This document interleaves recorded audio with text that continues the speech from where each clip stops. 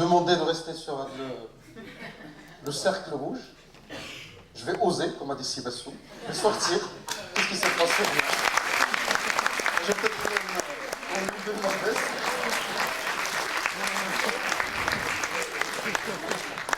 Alors, comme beaucoup d'entre vous, j'ai été inspiré par beaucoup des talks qui sont passés, par effectivement leur candeur, leur sincérité. Et bon, je vais faire également ce qu'a recommandé Sébastien. Je vais vous dire, et du fond du cœur, et très sincèrement, je vous aime.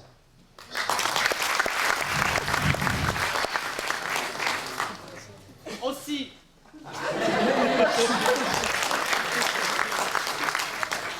Alors j'ai déjà perdu 1 minute, donc c'est déjà bien. Je vais essayer de perdre le reste des minutes qu'il reste. Alors, bon, j'ai préparé une présentation des slides. Vous allez voir, c'est des slides extraordinaires. Mais gardez en tête le fond, la signification et le sens qu'il y a derrière ces slides. Et occulter tout l'aspect graphique, c'est juste pour dire que je sais utiliser PowerPoint. Alors, essayons de voir qu'est-ce qu'il y a dans ces slides. Bon, je voulais justement parler d'un sujet qui a été répété à plusieurs reprises dans les différentes talks.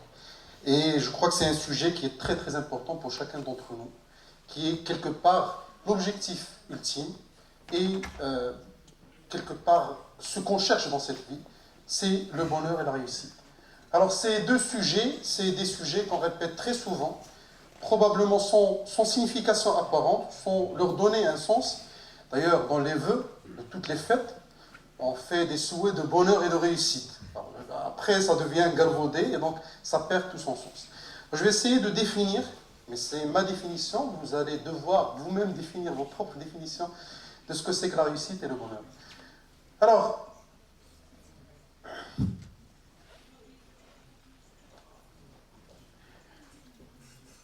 Alors déjà, est-ce qu'il y a une réussite ou plusieurs réussites?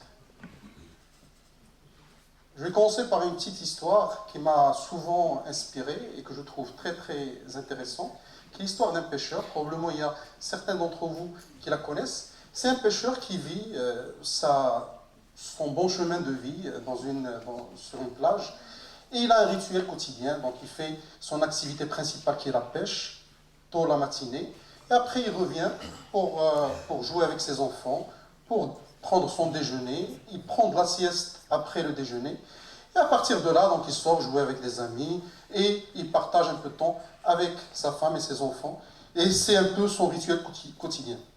Et puis c'est un économiste qui est venu le voir, donc il l'a observé pendant quelques jours, il était en vacances, en congé, dans la même zone côtière, et donc il est venu le voir, l'aborder, pour lui expliquer que quelque part il y a de la perte, il y a quelque chose qui cloche, il y a un problème.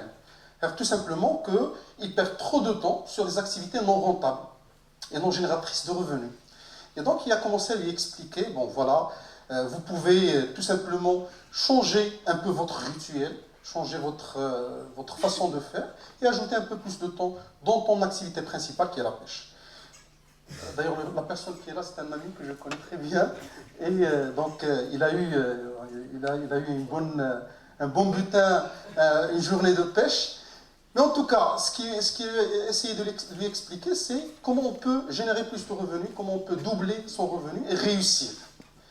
Bien sûr, sa propre perception de la réussite. Cet économiste, c'était un MBA à Harvard, qui était consultant chez plusieurs multinationales et qui travaillait justement sur l'optimisation des revenus. Et bien sûr, comme tout consultant, il a essayé de créer un problème qui n'existait pas et commencer à le résoudre.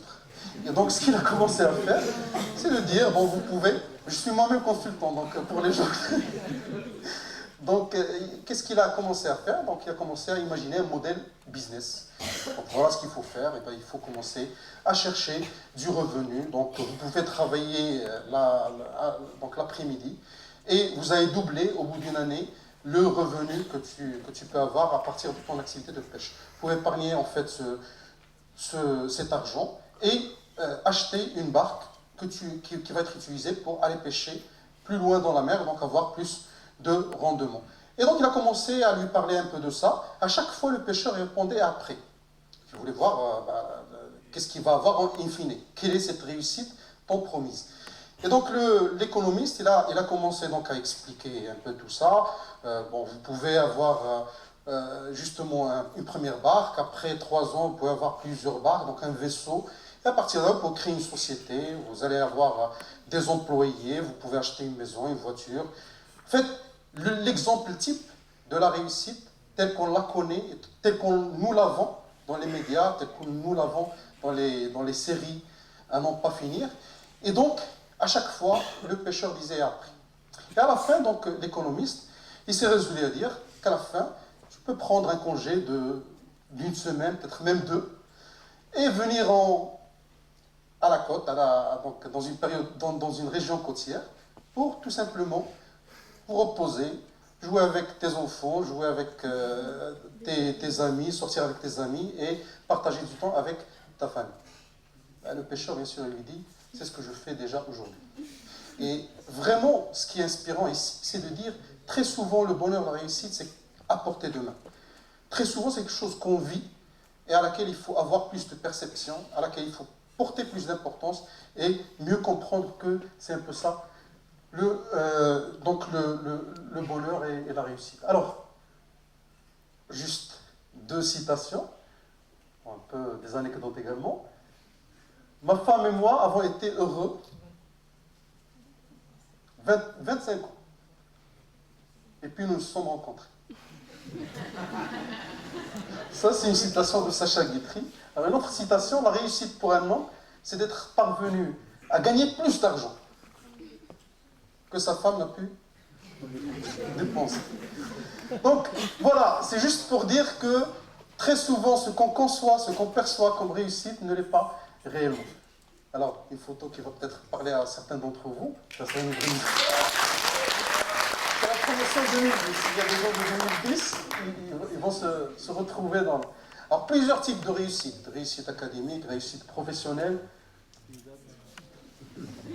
réussite sociale, si vous voulez. Là, toujours réussite sociale. Je n'ai pas pu catégoriser, donc bon, je vous laisse... Puis la dernière image. Donc, plusieurs types de réussite, laquelle choisir? Alors, l'objectif, c'est de définir c'est quoi la réussite. Alors, pour moi, chacun va se définir sa propre réussite, mais quelles sont les caractéristiques d'une réussite? Première des choses, la réussite, ce n'est pas une maximisation. Ce n'est pas un compte en banque à augmenter, à faire croître. Ce n'est pas un revenu à maximiser, ce n'est pas des chartes ni des graphes. Ce n'est pas des fichiers Excel, et ce n'est pas des graphes, et ce n'est pas des comptes en banque. Ce n'est pas quelque chose à maximiser, c'est un équilibre. La réussite, c'est dans le temps. On peut parler de réussite durable, d'accord? La réussite, c'est également un cheminement. Et puis la réussite, c'est un plat qui ne se mange pas seul. Il y a beaucoup de gens qui voient la réussite comme étant un chiffre qui monte. Un graphe de chiffres qui monte, ça peut être de l'argent ou autre chose. Dans la réalité, c'est un équilibre. C'est un équilibre entre beaucoup de choses. Ça peut être un équilibre entre tout ce qui est matériel, tout ce qui est intellectuel, tout ce qui est spirituel. Chacun d'entre nous a des besoins, a des contraintes par rapport à ces éléments-là. Ça peut être un équilibre entre la vie personnelle, la vie professionnelle. Ça peut être un équilibre entre notre rapport à nous-mêmes, aux autres, et notre rapport à Dieu. Mais c'est toujours un équilibre. Et très souvent, et ça c'est très très important à noter, c'est que quand on veut maximiser quelque chose, très souvent ça va être au dépens d'autre chose. Et c'est pour ça qu'il faut chercher cet équilibre, parce qu'on ne peut pas tout maximiser. La réussite est durable. Ça vous rappelle peut-être une publicité. Alors c'est durable. Pourquoi? Parce qu'en fait, si le fait de réussir pendant un instant donné, c'est suffisant, ben, ce n'est pas vraiment de la réussite. Et c'est durable vraiment dans le temps. Alors dans le temps, on peut aller même au-delà du temps d'une simple vie. Et donc c'est vraiment une réussite dans cette vie et dans l'au-delà. La réussite, c'est également un cheminement. Remarquez en fait la citation qui est ici. Success is a journey. It's not a destination. Ce n'est pas un point d'arrivée. C'est vraiment le cheminement. Et ce qui crée le bonheur, ce qui fait toute la valeur de la réussite, c'est ce cheminement. C'est l'effort qui est fourni. C'est la passion avec laquelle on fait les choses et on veut les choses. C'est à partir de là qu'on réalise le succès et le bonheur qui va avec. La réussite, c'est également avec les autres. Là, ne me suis pas sauvé, là.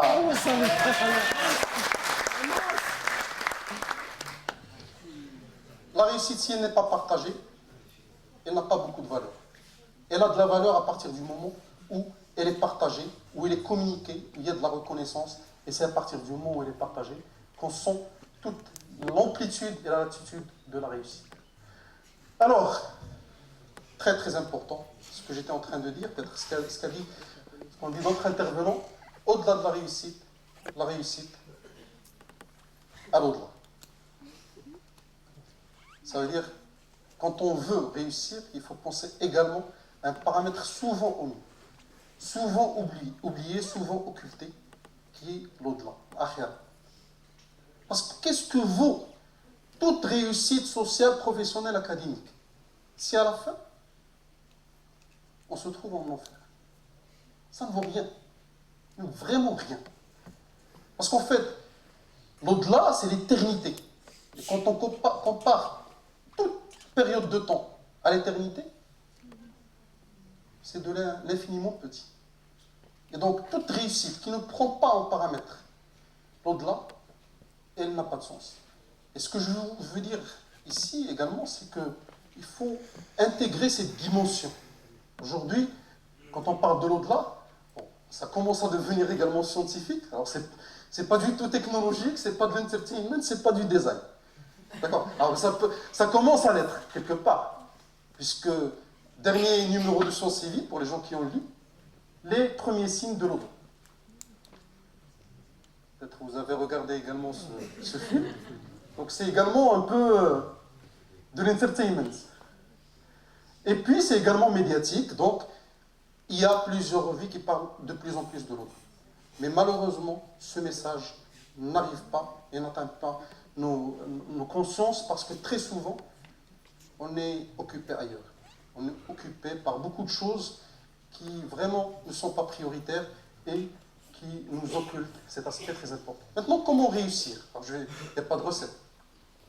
Il n'y a pas de clé mystérieuse ni de potion magique pour atteindre la réussite. Mais il y a quand même des règles. Première règle, la réussite, c'est donner et recevoir. Alors, donner et recevoir.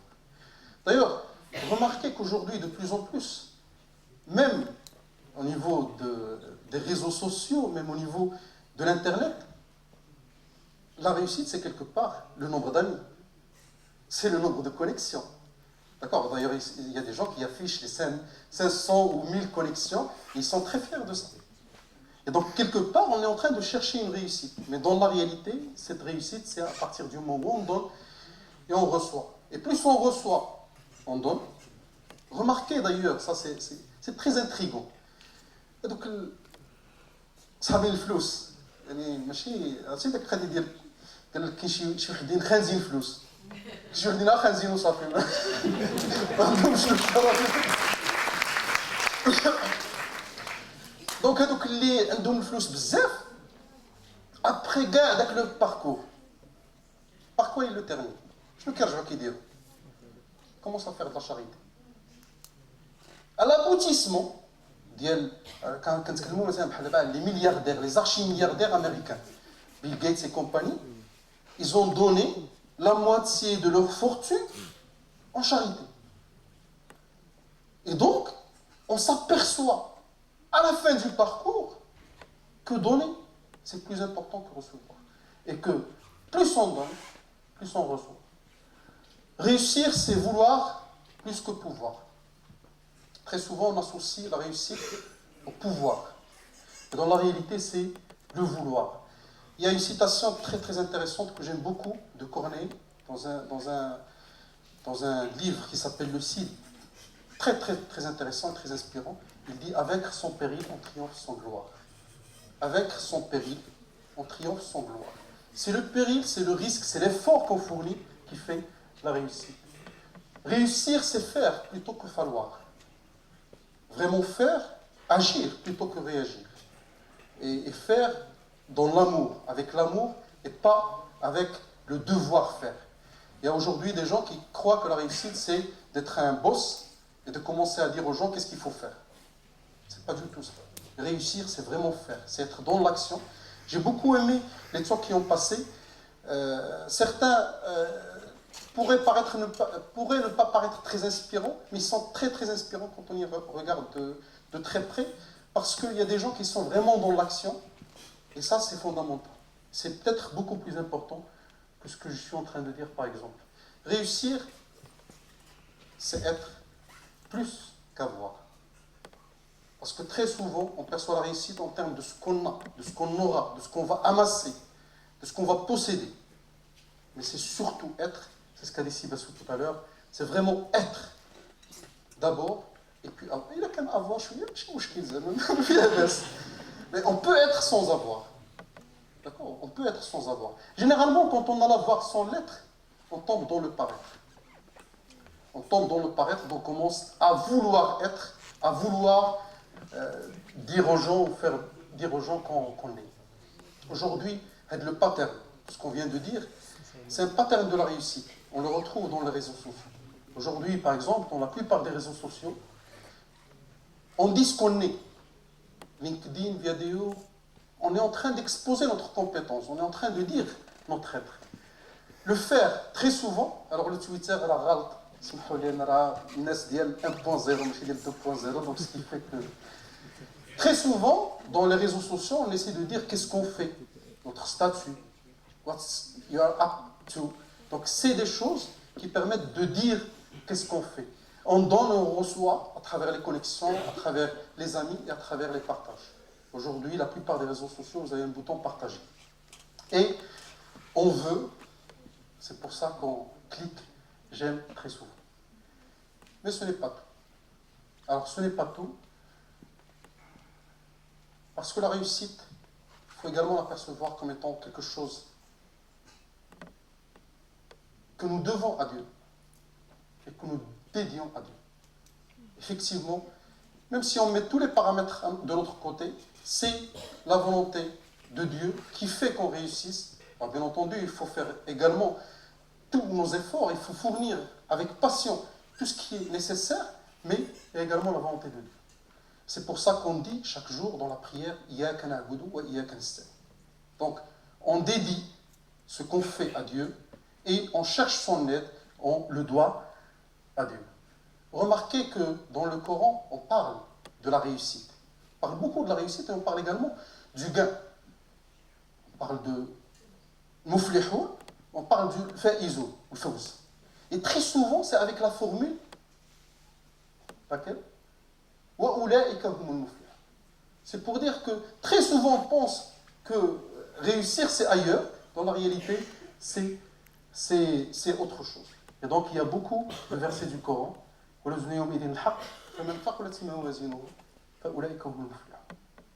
Et puis quelque chose qu'on fait tout le temps, je m'excuse, je vais terminer tout de suite, quelque chose qu'on fait tout le temps et qui est la règle, le point d'entrée de la réussite, c'est tout simplement la prière.